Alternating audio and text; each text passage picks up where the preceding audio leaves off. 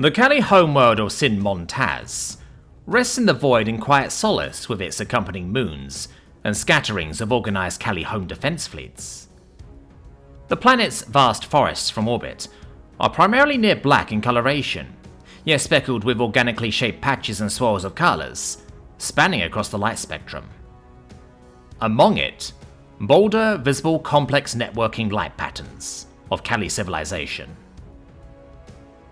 The oceans cover 60% of the surface, brimming with their own bioluminescent life that causes it to appear as dazzling, marbling illuminations. The major moon is in contrast almost pure white, reflecting a grand amount of light back to its parent world. It's nearly a third of the size of the planet, and orbits at what must be close with a minimal safe distance between the two celestial bodies.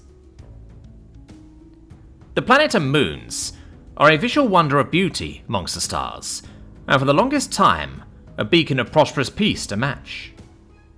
But now, as thousands of incoming ships drop out of FTL soaring towards it, Sin Montaz becomes the first battlefield to determine the galaxy's future, and all who dwell within it. Engage immediately. Waste no time identifying ourselves to the Hells until the path to the planet is carved and secured. Admiral Shriak reminded the Allegiance of forces under her command. The Kali fleet scrambled to respond to the unprecedented attack on their homeworld, arranging in defensive positions to counter the invaders. Across the span of combat zone space, long-range Slugger-class ships on both sides open up upon the other side with their railguns. Seeming to quickly realize that these invading forces had no intention of entertaining long-range skirmishes to soften their forces, the Kali ships rushed out vessels to hastily deploy fields of smart mines in the more exposed zones of their defense. Yet the effort is almost proven pointless, as the attackers press on to meet the defending forces directly. Truly foolish, it seems, but honestly unexpected even from the array of incoming Deathworlders. Railguns are soon supplemented by long-range missiles and guided plasma mortars, as the astonished defenders bring everything to bear to repel this insane aggressive rush, most unable to see the reasoning behind it. Blazing through walls on incoming armament, while throwing their own, the engaging combat forces of the FSA have their shields tested, and suffer the losses of a few Defender-class ships prematurely.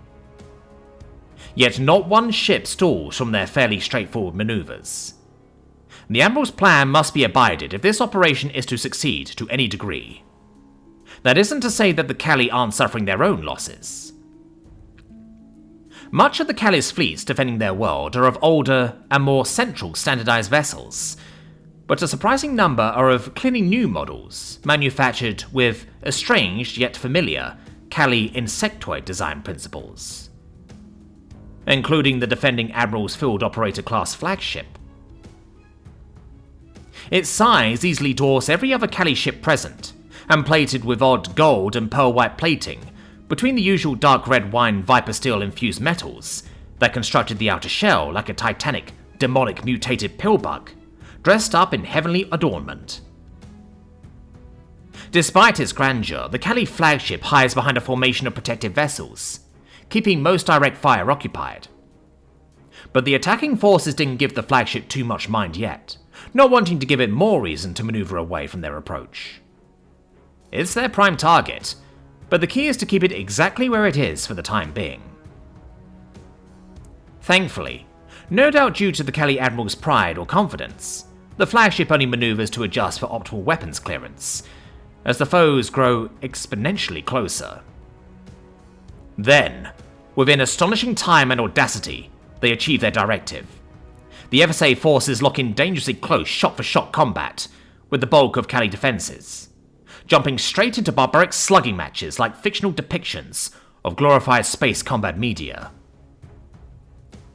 Almost to emphasize that, clouds of fully loaded fighters emerge from transport-class vessels to counter and engage in precision strikes upon the opposing side of the battle.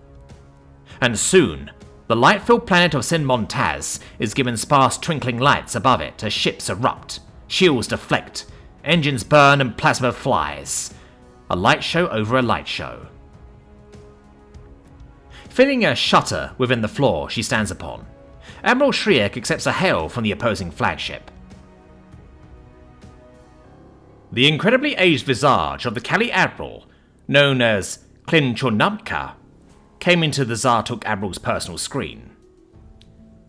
What is the meaning of this barbaric affront to the Kali people, and our guiding king, Lovia Montaz? He demanded, in his assisted voice, without an ounce of cordial respect. You are well aware, Admiral. Now do all of Kali-kind the grandest favor you can ever give in your revived career, and surrender. You and those serving under you will be treated with the utmost, Shriek replies, before being cut off. Surrender! Klin hacked out violently in both astonishment and amusement, before taking a moment to recover. It's clear your juvenile and brash tactics have placed you in a position of certain defeat. Do you really think my people are so fragile to not contend with you until you're spent? This is our home that you're assaulting. We may lose our share, but not before you and your forces are rendered back into stardust. That certainly is a possibility, Admiral, but frankly, I don't see this scenario playing out that way. Shriek responds with a growing, excited hiss in her tone. Have you lost your rationality along with your wits? Or perhaps there's more forces on the way here to assist you. Regardless, all of this is in vain on your part. Before this battle all hammers out, our own reinforcements will have arrived, and dealt with whatever remains of your fleets. Oh, Admiral, this isn't just a battle. Shriek chuckles in a low barking, before casually cutting the call early. This is a hunt. Looking to a coordination officer, she gives the awaited snarling call of permission to fully enact their plot. Suddenly, another round of fighters and tactical bombers are released from their presumably spent transporter classes bays, but these all beeline it directly towards the Kali flagship, while the previous surviving fighters fight to maintain some, still perilous, breathing room for their approach. In coordination, the combating ships all shift their primary targets to those defending the Kali flagship, in severe concentration of output. Overwhelmed fairly quickly, the defending Kali ships are torn asunder and shredded in glorious hellfire. Meanwhile, the Zartuk fighters and bombers storm the massive pillbug-shaped flagship and begin their onslaught of its shielding. Like a massive blanket, the top of the hull shielding is engulfed in constant dragging plasmic energy, until the attacking smaller crest the other end of the Kali ship, where they then completely focus their targeting on the primary engines without mercy. Begin Phase 2, Vice Admiral Stiak commands, as she watches the rear end of her rival's precious ship be rendered into compromised melted slag and expelling scrap. A few moments later, the arriving signatures of the invading forces drop out of FTL and head straight for their planetary target.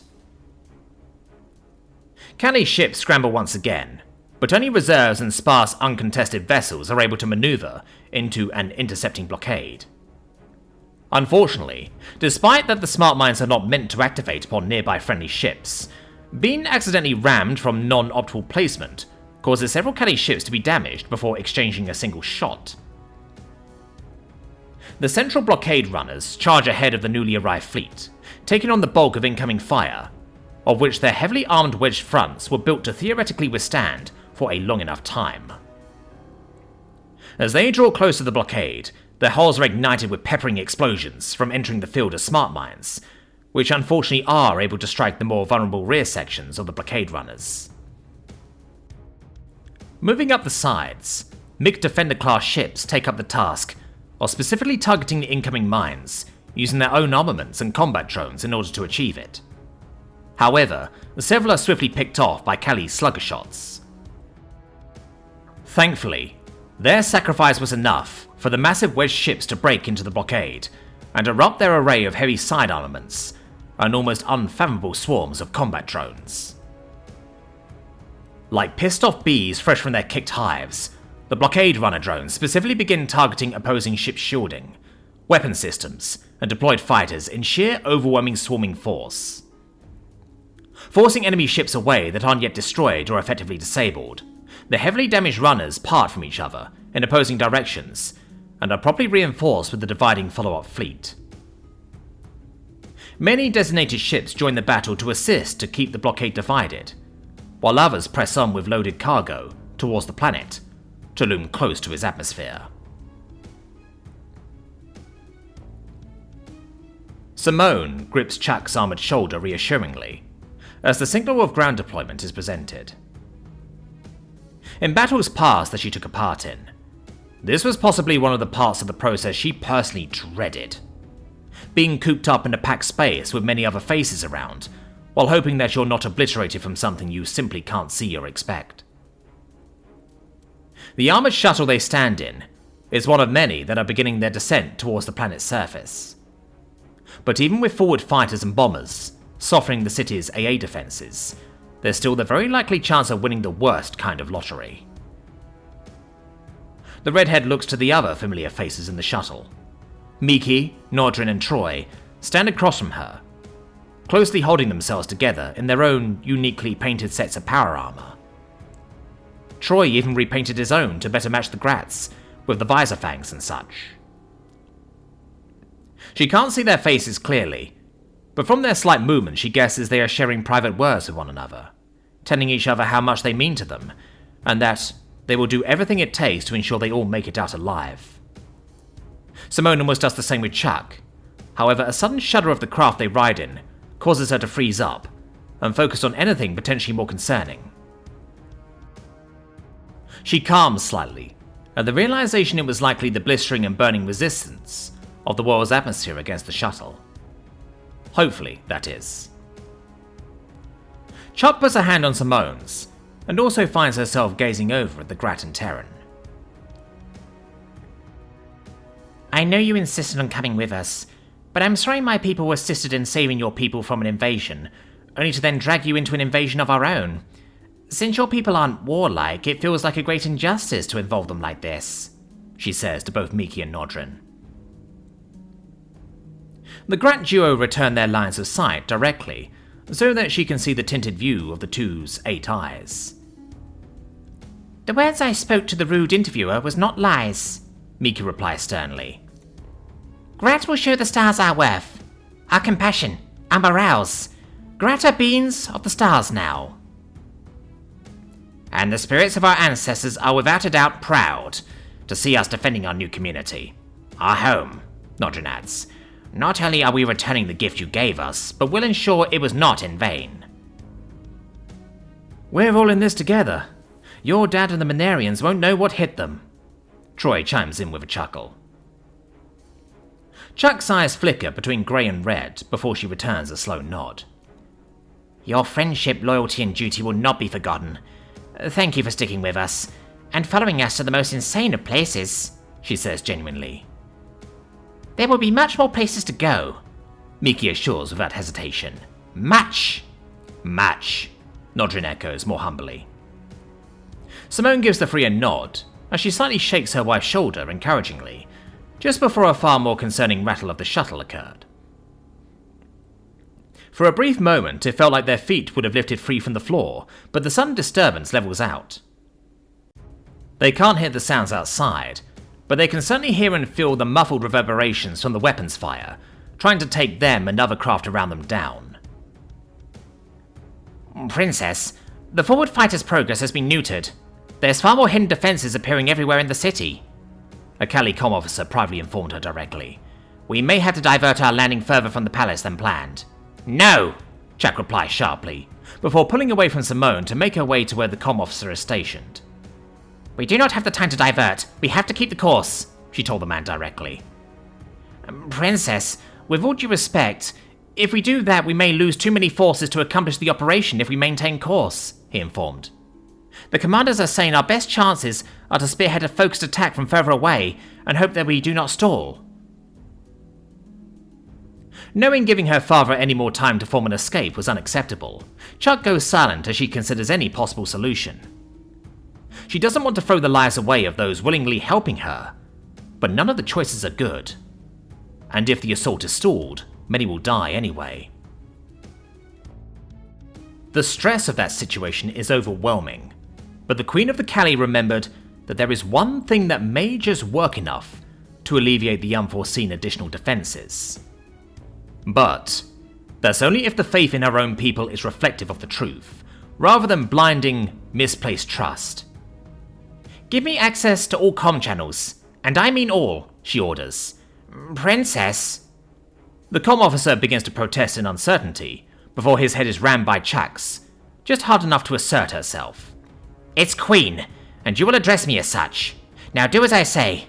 I want everyone with any device capable of picking up a signal to hear my voice, she commands, with the utmost authority. Stunned, the comm operator can only silently nod as he follows the order. Once set up, he gives a bounce of apology and transfers the broadcast link to his queen.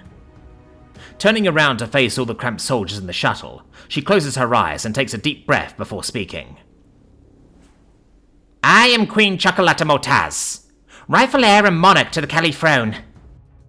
In this moment, I speak to all, and not just those who are to fight beside me. Yes, I am here. I am personally taking part in the liberation of not only my family's throne, but the liberation of the people I am meant to serve.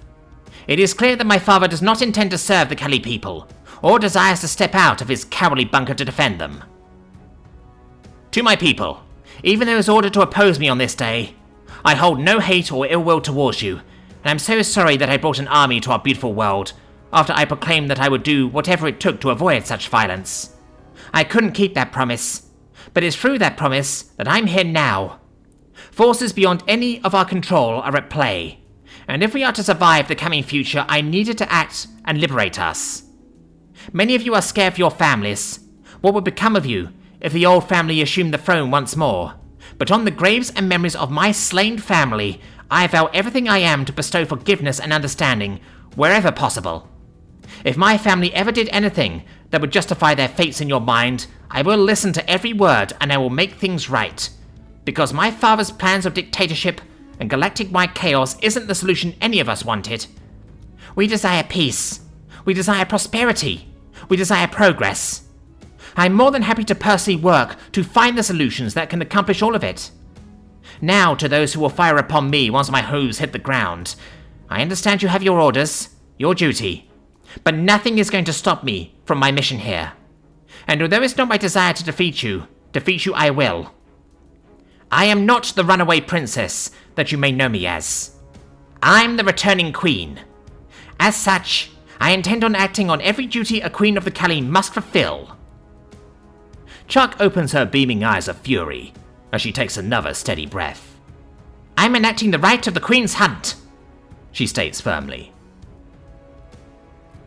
A few of the younger Kali soldiers within the shuttle look around, unsure of what the Queen meant exactly, but the older among them nod slowly. Though even those in the know have a vague sense of confusion as well. Simone narrows her eyes and nudges a Kali next to her. What is the Queen's hunt? She softly asks. An old royal right of the Kali royalty. Not since the age of the hunted has it actually been enforced or even declared. And the beasts that the right was originally established for are long dead now, he answers cautiously. The right of the Queen's hunt. Only once in her service to her people, the Queen can enact her right to personally lead a hunt against a predatory beast of her choice. She must be granted this right, regardless of harm that may befall her. Another Kali clarifies, with a recitation from Nex to the Grat and Troy. Though, the right never says which beast by name. Well, it was firmly implied, the first Kali points out. The name of the beast I'm hunting is Lovia Motaz, Chocolata Thatch continues, causing every Kali within the shuttle to correct themselves in decorum. I'll be leading this hunt, and all available willing warriors will be my party.